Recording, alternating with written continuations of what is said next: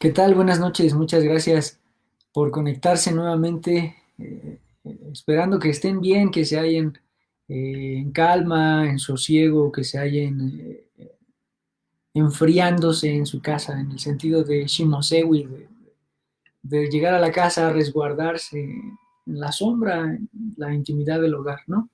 Y pues nada, queremos compartir nuevamente esta noción acerca del segundo rumbo, bueno, no propiamente el segundo, sino acerca del Huistlampa, uno de los rumbos de la creación prehispánica y que platicábamos en la tarde, ¿no? Algo a propósito de él, queremos plantear otras ideas sobre este mismo escenario. Buenas noches, pues sí, justo queremos recapitular un par de aspectos que se nombran en torno al Huistlampa y por lo tanto también a la entidad energética que está asociada a este lugar, que es Huitzilopochtli. Y también con ello terminar o de alguna forma, bueno, terminar es como un tanto imposible, pero si quisiéramos, vamos, darle un seguimiento puntual y plantear ideas tal vez un poco más específicas en torno a las cualidades que se derivan del mismo Huitzilopochtli como entidad energética, como entidad que nos permite conocer, desarrollar la voluntad y cómo esto mismo se traslada a este rumbo que es el Huistlampa, el lugar de espinas, lugar de la voluntad también. Entonces, recuperando una historia también presente en la tira de la peregrinación, uno de tantos códices de los que se tienen noticias en la actualidad, pues se plantea en este documento también precisamente la idea de cómo hay una gran peregrinación inspirada por la voluntad, digamos, en términos así entendidos. Obviamente en el códice y en las interpretaciones se habla de Huitzilopochtli. Ya dijimos que Huitzilopochtli está relacionado con la voluntad. Y en ese sentido es también entendible que podamos leerlo de esta manera, la peregrinación de ese grupo de personas que van en busca, que salen de Aztlán en busca de un lugar para poder hacer un nuevo asentamiento, pues están guiados por la voluntad, digamos, ¿no? Va un grupo de personas al frente que les denominan teomamas, es decir, los que cargan cierto tipo de energía, que en este caso es precisamente Huitzilopochtli, un colibrí chiquitito metido en una especie de rebozo y va en una fila, digamos, y va siendo cargado por diferentes personajes que incluso se identifican con nombre. En la tira de la peregrinación aparece un glifo encima de cada uno de estos personajes con su nombre y en ocasiones pues alguno de ellos está cargando este pequeño bultito con una cabecita de un personaje y sobre esa cabeza tiene una especie de casco de colibrí, ¿no? Se interpreta que es Huitzilopochtli. Entonces es la voluntad la que anima a este grupo a salir de Aztlán y encontrar, digamos, un nuevo escenario para vivir, ¿no? Venían de un lugar que por ciertas circunstancias caóticas ya no es posible habitarlo y entonces resguardan todas sus pertenencias y salen voluntariamente a caminar el mundo para encontrar una nueva realidad, ¿no? Es como una metáfora interesante de lo que podríamos estar viviendo ahora. Justamente a partir de esta idea que tenemos en torno a la peregrinación, podemos comprender que el sentido de voluntad es como si una espinita los estuviera punzando para realizar este proyecto o esta acción del peregrinaje. Es de la misma manera que nosotros sentimos ya en persona, en nuestro cuerpo, la voluntad. Es eso que nos impulsa, que nos de alguna manera nos pincha para brincar, para dar el primer paso, para abrir el camino, para continuar, etcétera. Es esa idea relacionada también con el huizache, con la espina, ¿no? Con finalmente Huitzilopochtli y su energía. Entonces, pues hay varios relatos que se relacionan en torno a esta voluntad y en torno, pues evidentemente a la peregrinación, a la fundación también de Tenochtitlan, por supuesto, porque para eso es que se inicia el proyecto de la peregrinación. Entonces, con eso también se habla de que la voluntad nos dirige a procesos o a proyectos objetivos concretos, vamos. No salieron de Aztlán por nada, sino más bien incitados a encontrar el lugar idóneo con las condiciones físicas, energéticas, astronómicas, etcétera, para la fundación de ese nuevo espacio a habitar. Entonces, justamente cuando encuentran las condiciones astronómicas y físicas también idóneas, fundan Tenochtitlan. Ese es el proyecto, ese es el objetivo al que quieren llegar. Entonces, la voluntad que siempre nos despierta, que nos anima, es con la condición de lograr metas concretas, metas específicas, de tal forma que así nos relatan diversos textos, como a partir de la fundación de Tenochtitlan, pues se encuentra metafóricamente pues el águila parada en un nopal devorando una serpiente, es decir, como las condiciones astronómicas, es decir, el sol en pleno cenit, puede encontrarse también y proyectar su energía en el plano terrenal, en la tierra, representada por la serpiente vibratoria, ¿no? De la que hemos hablado constantemente. Entonces, es una búsqueda intencionada para lograr este propósito, concretar su asentamiento y con ello, bueno, evidentemente se relacionan muchos otros proyectos y procesos históricos también de índole, pues, digamos, transitorio, ¿no? Este proyecto, digamos, de la peregrinación o esta empresa, este salir de un lugar en donde ya habitamos y que nos brinda cierta certidumbre para lanzarse a la aventura realmente y a ver si se encuentra este otro lugar idóneo, idealizado también en ciertos aspectos, pues implica siempre una fuerza o una prueba a la voluntad, su voluntad, digamos, sus ganas de seguir adelante siempre y constantemente están siendo puestas a prueba por diferentes escenarios. Entonces, de alguna manera, de ahí nace también esta condición, digamos, de asociación entre Huitzilopochtli y la voluntad. Esta peregrinación sufre de un montón de eh, avatares al momento de estar sucediendo, ¿no? Por ejemplo, se habla en uno de los pasajes, y esto lo pueden encontrar también en un texto muy interesante que se llama Crónica Mexicayotl de Alvarado Tezosomoc, y ahí relata, digamos, toda esta peregrinación de la que estamos hablando. Y se habla, por ejemplo, del encuentro en Malinalco, en donde queda Malinalxóchitl, que era una de las hermanas de Huitzilopochtli y era una de las que dirigían la peregrinación de una manera más puntual. Entonces, se habla también de una disputa semejante a la que planteábamos en la tarde del mito entre Coyolxauhqui y Huitzilopochtli, en el que al final de este altercado, al final de este encuentro, pues Malinalxóchitl decide separarse de la peregrinación y quedarse en ese lugar en tanto que ya no es posible ni viable, digamos, la convivencia entre el grupo. Y entonces, este pasaje es importante porque después determinará, digamos, de alguna manera la fundación de Tenochtitlán. La peregrinación sigue su rumbo, Huitzilopochtli sigue al frente, siendo interpretado por este grupo de teomamas que lo van cargando y que van hablando a nombre de él con el resto de del grupo. Y cuando llegan a lo que será posteriormente Tenochtitlán y encuentran estos signos, que no es otra cosa más que el sol que devora su propia sombra, un fenómeno muy interesante que sucede por estas fechas, ¿no? En estos meses, y que se puede tener registro de él en una de las basamentos de Xochicalco, en donde hay una especie de interior en donde se proyecta el haz de luz sin tocar ninguno de los bordes y entonces se plantea uno de los pasos cenitales del sol. Entonces, precisamente cuando eso ocurre es que se funda Tenochtitlán.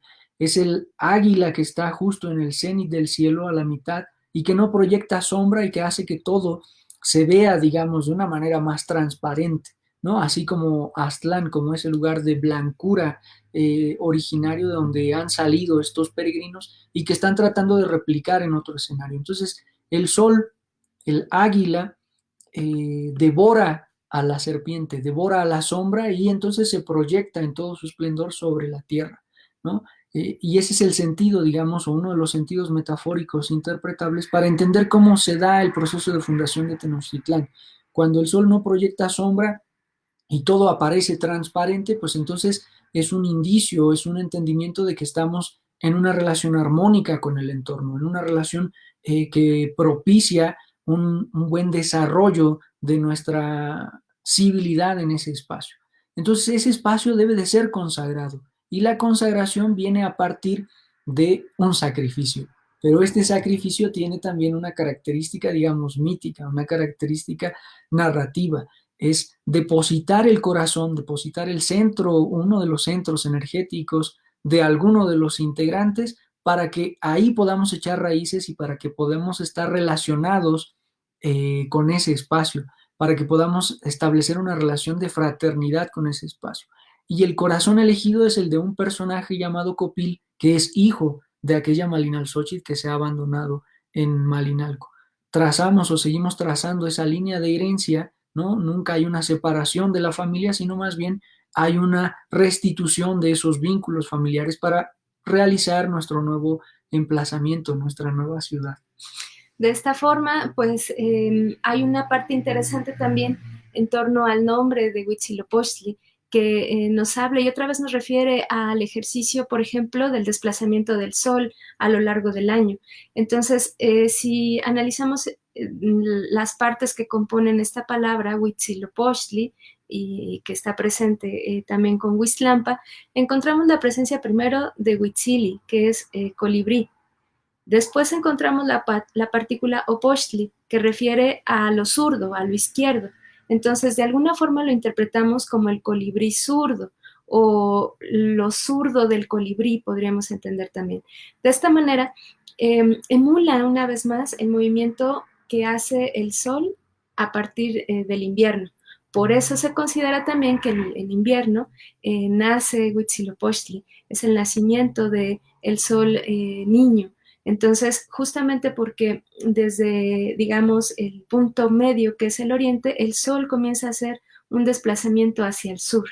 Entonces, en esa idea y tomando esos registros astronómicos, hay una interpretación simbólica de esa potencia del sol trasladada también a lo zurdo y al movimiento zurdo del colibrí, a la energía que va hacia el sur en el sentido de la voluntad, porque incluso físicamente vemos, evidentemente, que durante el invierno, y bueno, los días que preceden también el invierno, sucede que las noches son más largas que el día. Entonces podríamos interpretar que al sol le cuesta un poco más de trabajo nacer de esa oscuridad. Entonces, en ese sentido se establece la relación con la voluntad, con el ejercicio del nacimiento. Ahora también esta noción de lo zurdo, del opochtli, es bien interesante porque refiere precisamente, como decía, a la parte izquierda del cuerpo, es decir, la parte hacia donde se recarga ligeramente uno de los centros vitales de nuestro cuerpo, que es el corazón, y del que obviamente tenían noticia los antiguos poblantes de estas tierras, ¿no? Pobladores de estas tierras. Y entonces la izquierda siempre era tenida como una entidad, o lo que estaba a la izquierda siempre era tenido como una entidad mágica relacionada con la vitalidad de un cuerpo, ¿no? Entonces, por ejemplo, se habla de los gobernantes en Cholula, se denominaba a uno de manera semejante a como lo hacían en Tenochtitlán, Cihuacóatl y Tlatoani, y entonces uno se sentaba a la izquierda del otro, el depositario, digamos, del poder de la divinidad o del orden cósmico se sentaba a la izquierda en el trono de la izquierda, digamos. Recuerden que en el templo mayor estaba uno de los templos dedicado a Tlaloc y el otro dedicado a Huitzilopochtli. El del lado izquierdo era el de Huitzilopochtli y cuando se hacía, digamos, la investidura de los gobernantes siempre se les decía, tú estás sentado a la derecha de la entidad tutelar, en este caso sería, tú estás sentado a la derecha de Huitzilopochtli porque tú vas a regir en esta ciudad. Y entonces la idea del sol que se inclina hacia el sur, hacia la parte zurda, digamos, del mundo, pues tiene que ver precisamente con esta noción que ya les comentaba, Vero, de la voluntad que se requiere para poder nacer en los momentos de mayor oscuridad. Y entonces la condición de lo zurdo, de lo izquierdo, siempre fue tenida como una condición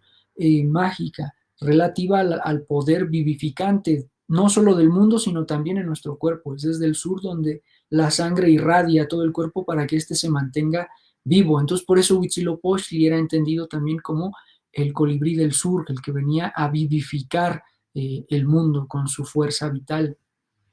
Hay un aspecto final que quisiéramos comentar y que refiere justamente al punto del sur como el mediador, obviamente, entre el oriente y el poniente. Pareciera obvio, pero vamos a ver si podemos explicarlo.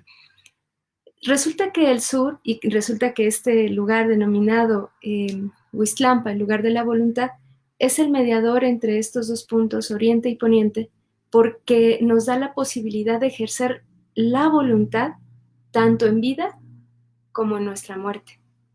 Es decir, la voluntad la ejercemos estando vivos, al levantarnos, en cada una de las tomas de decisiones que ejercemos diariamente. Sin embargo, la voluntad también es una cualidad que está implícita en nuestro espíritu y se ve manifiesta en el tránsito que nosotros vamos a desarrollar en nuestro viaje al Mictlán. Para llegar al Mictlán es necesario transitar estos 9 espacios, 9, nueve esferas, 9 tránsitos que tenemos que hacer. Sin embargo, no se da por una situación inherente al individuo que fallece, sino que está también en su voluntad, tuvo que templar también su espíritu previamente mediante las experiencias de vida para transitar cada uno de los niveles que nos van a llevar al Mictlán. Entonces, por eso es que el Huistlampa está también en medio del oriente, que podríamos considerar como la vida, la luz, la animosidad, etcétera, y por lo tanto también a la mitad del poniente, como aquel espacio que ya mañana estaremos platicando, como el lugar entonces de la oscuridad, de un espacio donde el sol va a descansar, o que algunos dirían en el lugar donde muere el sol, etcétera, etcétera. Entonces, por esa razón es que la voluntad la podemos entender no como una cualidad solamente ahí dispuesta en vida, sino también en un proceso de muerte. Esta noción y esta asociación con el Mictlán, que también en algún momento podríamos platicar un poco más porque hay muchísimo que decir y que recuperar de eso, esta asociación con el Mictlán precisamente refiere la idea de un peregrinar. El ser humano, en términos de lo que se concebía en la filosofía de los abuelos, pues no termina su andar cuando muere, no es el fin, sino que cuando uno muere va a emprender otro tipo de peregrinar para el cual se ha estado preparando durante su vida. Es decir, estos 9 tránsitos, estos 9 pasajes que no están debajo de nosotros. El Mictlán es referido como Topan en muchas crónicas. Topan es lo que está por todos lados, arriba, abajo, alrededor nuestro. Estos 9 tránsitos hablan de ciertos desprendimientos que en cierta medida son posibles a través de la acción de una aguja, de una espina en nuestra piel. Esos son tipos de desprendimientos y eso también implica un ejercicio de voluntad, ¿no? El autosacrificio era un ejercicio que se emprendía únicamente desde la voluntad de quien lo propiciaba, ¿no? A Tecucisteca y a Nanahuatzin nadie los obligó a lanzarse a la hoguera. Por su propia voluntad, ellos hicieron ese acto. Entonces, el Mictlán y el tránsito que tiene que ver con esto, tiene que ver con esos desprendimientos que hacemos voluntariamente y tiene que ver con esos desprendimientos también que a lo largo de su peregrinación, estos aztecas que salieron de Aztlán fueron realizando. Y con este desprendimiento que Copil también hizo para que la ciudad se fundara y para que emergiera de ahí el Tenoch, la tuna, el centro, el corazón de esta ciudad, ¿no? El pulso vibrante que le va a dar toda esa vida que posteriormente tendrá esta gran ciudad.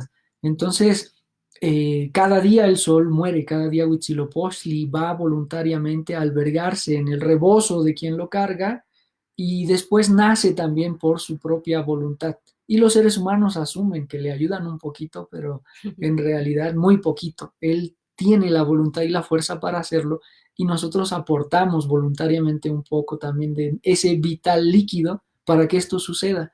Entonces cada noche nosotros también como Él vamos a desprendernos de las cosas. Entonces si este día ya comiste, ya te enojaste, ya reíste, ya estuviste contento, triste, ya transitaste por esas cosas, puedes ir a encontrarte con el sueño de una manera plena y absoluta, con esa pequeña muerte. Pero debemos ir a encontrarnos con ese sueño completamente desprendidos, sin pendientes, no irnos, estoy enojado, me voy a dormir, no.